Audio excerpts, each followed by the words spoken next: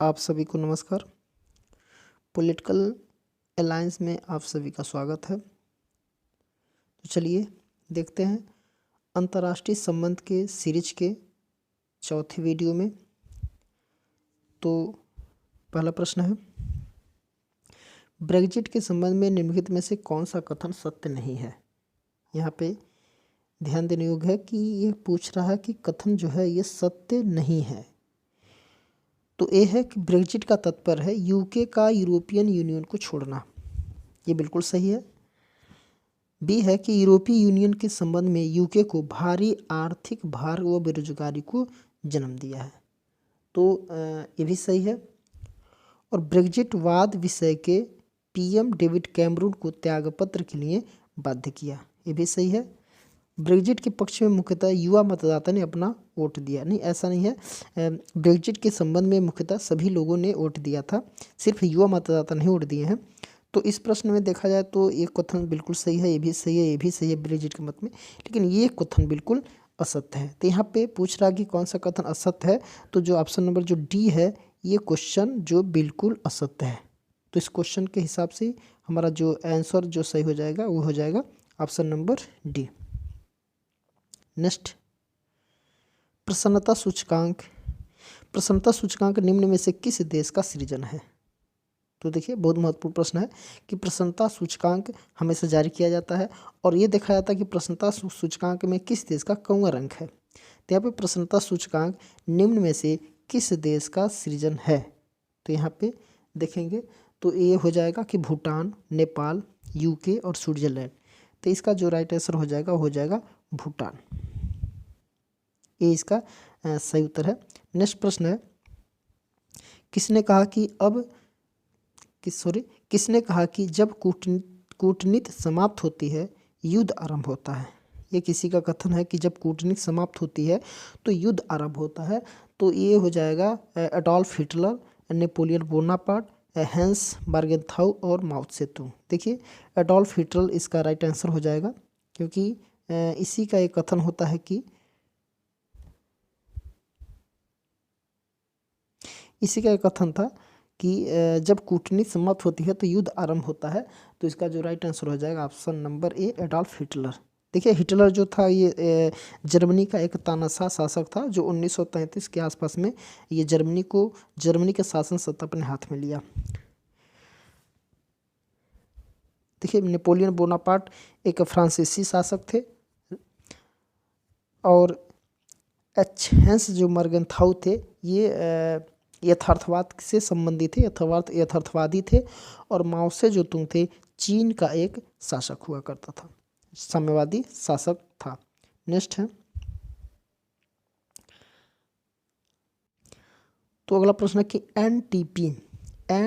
NPT और CTBT के संबंध में निम्नलिखित कथनों में से कौन सा वाक्य सत्य है। देखिए ये दोनों परमाणु से संबंधित है, एक परमाणु प्रसार संधि है और एक परमाणु का प्रसार, ये जो है परीक्षण वगैरह होता है और प्रसार से संबंधित कॉम्प्रिहेंसिव से संबंधित एक ट्रीटी है। तो ये दोनों के संबंध में कौन से वाक्य सत्य है, ये तो सत्य कौन से वाक्य है। तो चलिए देखते हैं कि 4 ऑप्शन में से कौन ऑप्शन है जो सत्य है। भारत ने एनपीटी हस्ताक्षरित की परंतु अनुमोदित नहीं की। ठीक है, तो ये बिल्कुल गलत है। भारत ने हस्ताक्षर किया ही नहीं है एनपीटी पे। भारत ने सीटीबीटी पर भी हस्ताक्षर किया, ये भी गलत है। भारत ने एनपीटी हस्ताक्षर किया, गलत है। भारत ने न एनपीटी व सीटीबीटी हस्ताक्षर किया है और न ही अनुमोदित। तो ये ऑप्शन जो डी है ये सही हो जाएगा। भारत ने दोनों संधियों पे हस्ताक्षर न तो किया है और न तो उसको अनुमोदित किया है। नेक्स्ट है,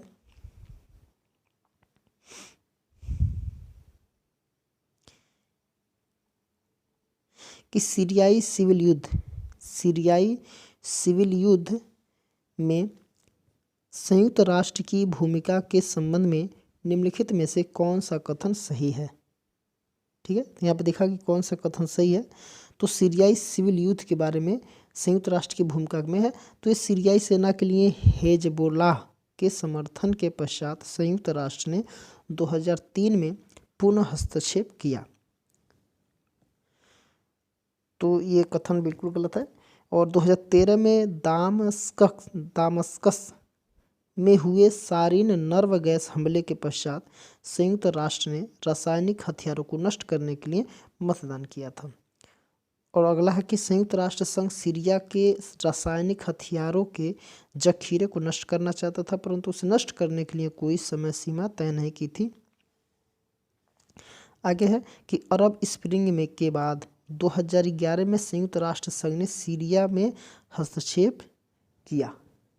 तो देखिए यहाँ पे जो ऑप्शन नंबर जो बी है ये इसका सही उत्तर हो जाएगा कि 2013 में दामस्कस में हुए सारीन नर्व गैस हमले के पश्चात संयुक्त राष्ट्र ने रासायनिक हथियारों को नष्ट करने के लिए क्या किया था, मतदान किया था। तो इसका उत्तर हो जाएगा option number B.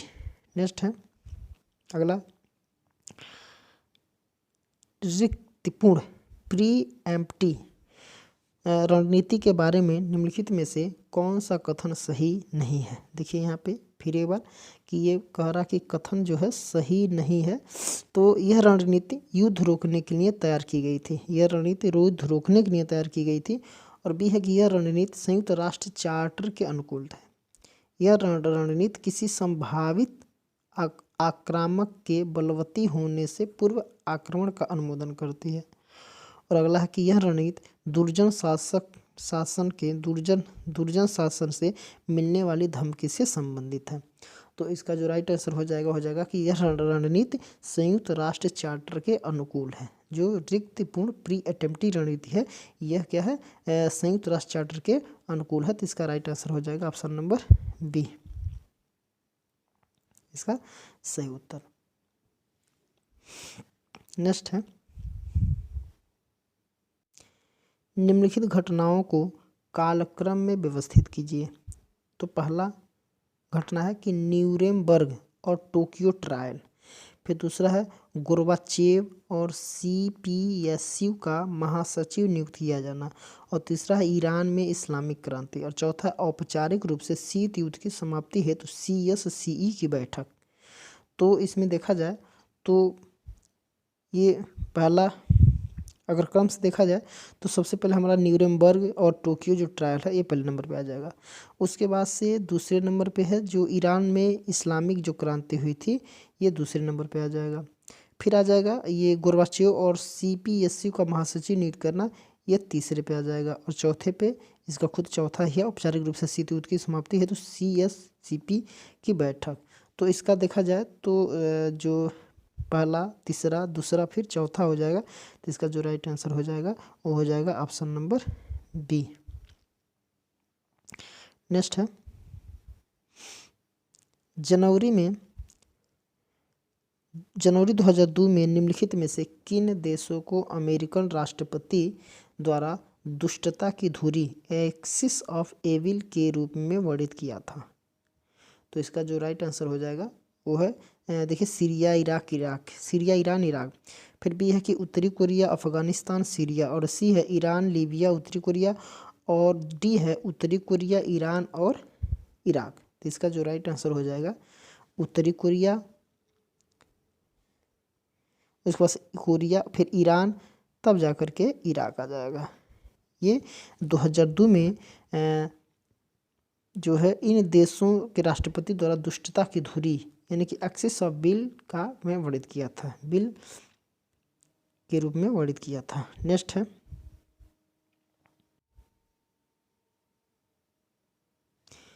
Saddam Hussain के शासनकाल के दौरान परमाणु हथियारों का पता लगाने के लिए इराक के स्थानों की जांच करने के लिए बनाई गई संयुक्त राष्ट्र समिति का सभापति कौन था। तो इसका जो राइट आंसर हो जाएगा देखिए यहाँ पे MJ मिलर, हैंस ब्लिक्स और M बोआजिजी और डी है मोहम्मद महावीर। तो इसका जो राइट आंसर हो जाएगा हैंस ब्लिक्स जो है ये परमाणु हथियारों का पता लगाने के लिए इराक के स्थानों की जांच करने के लिए बनाई गई संयुक्त राष्ट्र समिति का सभापति ये थे। नेक्स्ट प्रश्न है अगला, निम्नलिखित में से कौन सा 2000 में संयुक्त राष्ट्र महासभा द्वारा अनुमोदित सहस्राब्दी विकास लक्ष्यों का भाग नहीं था। सहस्राब्दी विकास लक्ष्यों का भाग नहीं था। तो इसका जो उत्तर हो जाएगा, देखिए कि विकासात्मक सहायता के लिए समृद्ध राष्ट्रों द्वारा राष्ट्रों का सकल घरेलू उत्पाद के 2% भाग का योगदान। फिर अत्यधिक गरीबी और भूख उन्मूलन बिल्कुल नहीं। पर्यावरण संपोषणीयता सुनिश्चित करना बिल्कुल नहीं। और सार्वभौमिक प्राथमिक ये भी बिल्कुल नहीं। तो इसका राइट आंसर हो जाएगा option number A. Next, Bharat पर पोखरण सेकंड के उपरांत लगाए गए प्रतिबंधों को अमेरिका ने कब हटाया? भारत पर जब पोखरण सेकंड पे जो परीक्षण हो रहा था तो उस पर जो लगाए गए प्रतिबंध को अमेरिका ने कब हटाया? तो 6वां संयुक्त राष्ट्र महासभा की बैठक के दौरान सितंबर 2005 में। बिल्कुल नहीं। फिर अगला है, अक्टूबर 2001 में 9/11 हमले के बाद, अक्टूबर 2001 में जो 9/11 में हमला जो हुआ था संसद पे, तो उसी के दौरान ये किया गया था। फिर है जनवरी 2005 में बुश की दोस्ती, ये भी नहीं है। मार्च 2003 में बिल्कुल नहीं। तो 2001 में जो किया गया था, 2001 में इसका प्रतिबंध हटा था। 2001 में 9/11 यानी कि 9 तारीख और नवंबर के हमले में ये संसद पे जो हमला हुआ था उसी समय ये प्रतिबंध क्या किया, भारत पर से हटा दिया। नेक्स्ट है, सूची से संबंधित प्रश्न है। यहाँ पे सूची 1 में संधि है, सूची 2 में वर्ष है। तो संधि में कौन सी संधि है कि व्यापक शस्त्र परीक्षण प्रतिबंध संधि, यानी कि CTBT, व्यापक शस्त्र परीक्षण प्रतिबंध संधि जो है ये है 1996। ये हो जाएगा 1996 में इसकी स्थापना हुई थी। फिर प्रक्षेपात्र रोधी मिसाइल ABM संधि, प्रक्षेपात्र रोधी मिसाइल संधि जो है ये हो जाएगा 1972। ये 1972 में ही होगा। और सामरिक हथियार कटौती जो है, सामरिक हथियार कटौती, ये हो जाएगा 1991। फिर है सामरिक आक्रामक हथियार कटौती संधि 2000, ये 2 में हो जाएगा। तो यहाँ पे पहले का 4, B का 3, C का 2 और D का 1। तो इसका जो राइट आंसर हो जाएगा वो हो जाएगा ऑप्शन नंबर ए। नेक्स्ट है, निम्नलिखित में से किस चिंतक ने सर्वप्रथम महाशक्ति सुपर पावर शब्द का प्रयोग किया था? देखिए, महाशक्ति अर्थात सुपर पावर का शक्ति का इस शब्द का प्रयोग करने वाला कौन चिंतक है? तो दिया है पे कि हैंस जे मर्गेंथाउ, रॉबर्ट कॉक्स, E.H. कार और विलियम फॉक्स। तो विलियम फॉक्स, तो इसका जो राइट आंसर हो जाएगा वो विलियम फॉक्स ही इसका सही उत्तर है। नेक्स्ट है, तो अगला प्रश्न है कि कथन और कारण से संबंधित है। जो अभिकथन ए के रूप में दिया रहता है और कारण आर के रूप में दिया रहता है, अर्थात रीजन, यानी कि यहाँ पे है ए जो है अभिकथन जो है, भारत में अभिजात्य वर्ग द्वारा लोकतंत्र पहले ही प्रदान किया जा चुका है, परंतु अभिजात वर्ग के ने दशकों तक शक्ति पर एकाधिकार बनाए रखा था। देखिए, फिर से देखते हैं कि भारत में अभिजात वर्ग द्वारा लोकतंत्र पहले ही प्रदान किया जा चुका था, परंतु अभिजात वर्ग ने दशकों तक शक्ति पर एकाधिकार बनाए रखा था। बिल्कुल सही हो जाएगा ये। इसका मतलब ये हुआ कि वर्षों से भी लोकतंत्र को अभिजात वर्ग को मिल चुका था, लेकिन उसका यूज ये लोग नहीं करते थे, बल्कि अपने समाज पे अपना एक अधिकार बनाए हुए थे। और अब है कि कारण है कि अब क्रांति मतदान केंद्र के माध्यम से होती है। अब क्रांति जो है मतदान केंद्र के माध्यम से होती है। बिल्कुल सही हो जाएगा इसका। तो इसका जो आंसर हो जाएगा ऑप्शन नंबर ए, इसका सही उत्तर हो जाएगा।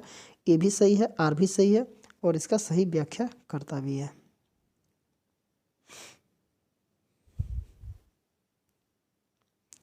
नेक्स्ट है कि संयुक्त राष्ट्र के चार्टर के अनुच्छेद 25 के अनुसार स्वरक्षा के लिए बल प्रयोग की अनुमति दी गई।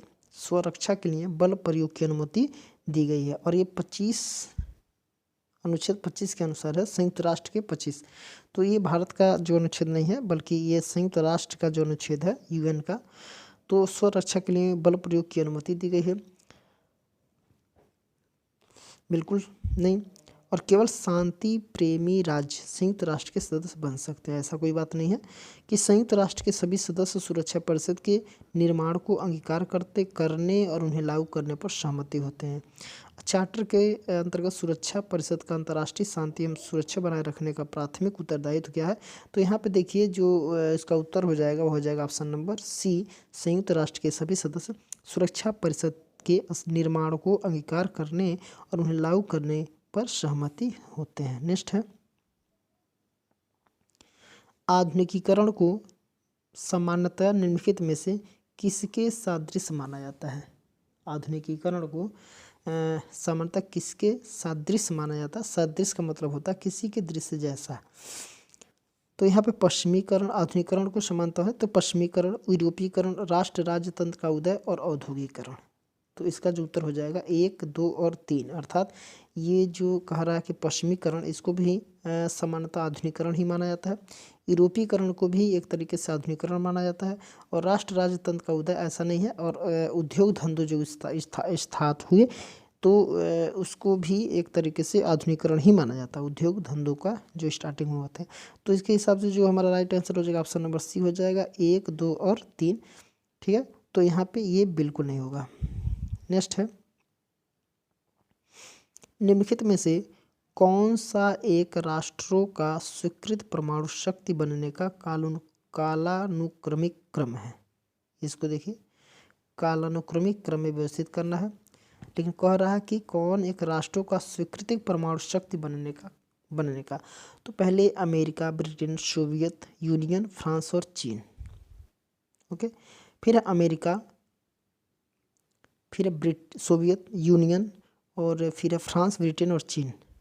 और सोवियत यूनियन, अमेरिका, ब्रिटेन, चीन और फ्रांस। अमेरिका, फिर डी है America, Soviet union, Britain, France और जो है चीन। तो इसका जो राइट आंसर हो जाएगा, अमेरिका पहले बना, फिर दूसरे सोवियत यूनियन, फिर ब्रिटेन, फ्रांस, फिर लास्ट में चीन। इस तरीके का स्वीकृत परमाणु शक्ति बनने का कालानुक्रमिक क्रम है। नेक्स्ट है, कथन से संबंधित है। तो अभिकथन ये है कि शीत युद्ध और राजनीतिक स्वतंत्रता की प्रक्रिया ने संयुक्त राष्ट्र संघ द्वारा राष्ट्र में अधिक सक्रिय भागीदारी को निरुत्साहित किया है। बिल्कुल सही हो जाएगा ये कथन बिल्कुल हमारे लिए सही है। फिर है कि राष्ट्रों का राष्ट्रीय हित उनका प्रमुख हित है। राष्ट्रों का राष्ट्रीय हित उनका प्रमुख हित है। तो देखिए ये भी सही है, हर एक राष्ट्र का अपना राष्ट्रीय हित ही प्रमुख होता है। और यहाँ पर दिया शीत युद्ध और राजनीतिक स्वतंत्रता की प्रक्रिया ने संयुक्त राष्ट्र संघ द्वारा राष्ट्र के अधिक सक्रिय भागीदारी को निरुत्साहित किया है। तो दोनों एक तरीके से दोनों सही ही हैं। कथन ए, यहाँ पे ऑप्शन नंबर ए इसका सही हो जाएगा। दोनों सही है तो सही है, ए और आर दोनों सही है, और आर ए की सही व्याख्या करता है। नेक्स्ट है, सार्क के बारे में निम्नलिखित में से कौन सा कथन सही है? सार्क के बारे में बताना है। तो पहला कि ऑस्ट्रेलिया, अमेरिका, जापान, रूस और पर्यवेक्षक, ये सार्क के बारे में इसके कुछ है नहीं। दूसरा है सदस्य राष्ट्रों के बीच सामूहिक सुरक्षा का संवर्धन करना और सुदृढ़ करना, तो ये भी नहीं।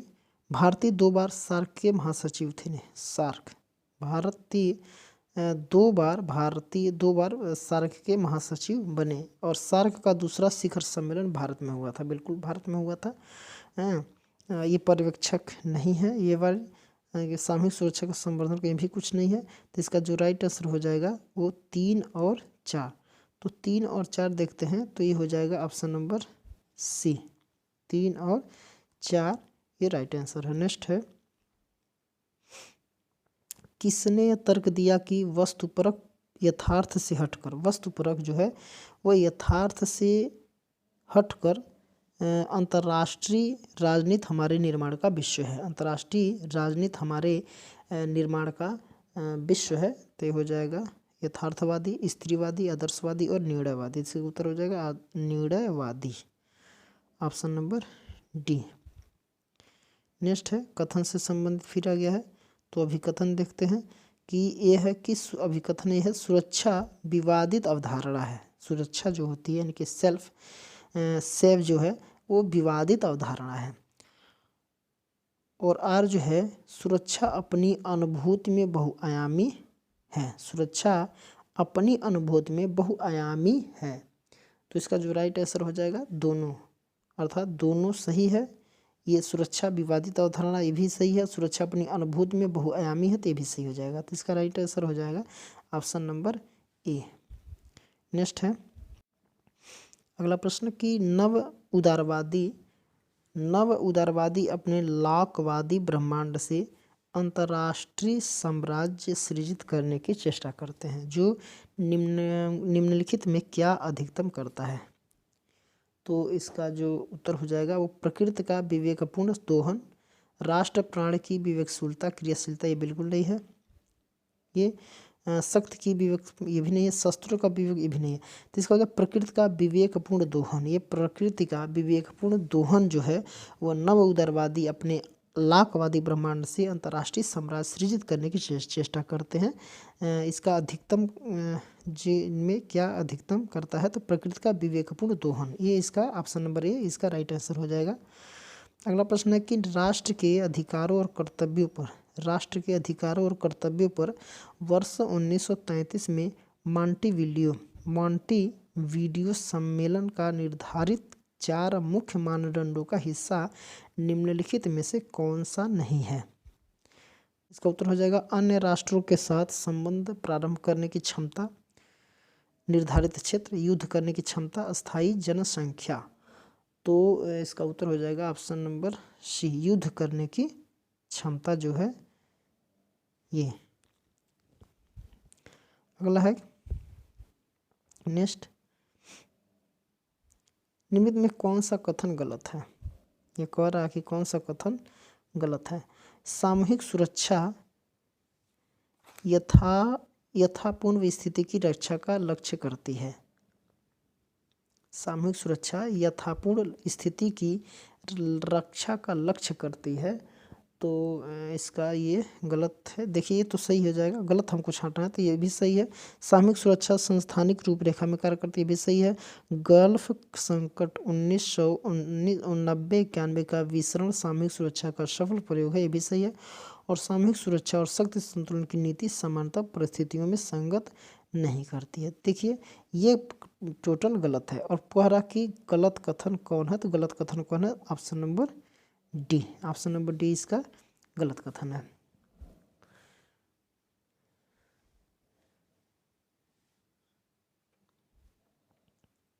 तो देखते हैं अगला प्रश्न, और इस सेट का आखिरी प्रश्न है। तो कह रहा कि विचारधाराओं में के मार्गेंथाउ वर्गीकरण में क्या सम्मिलित नहीं है।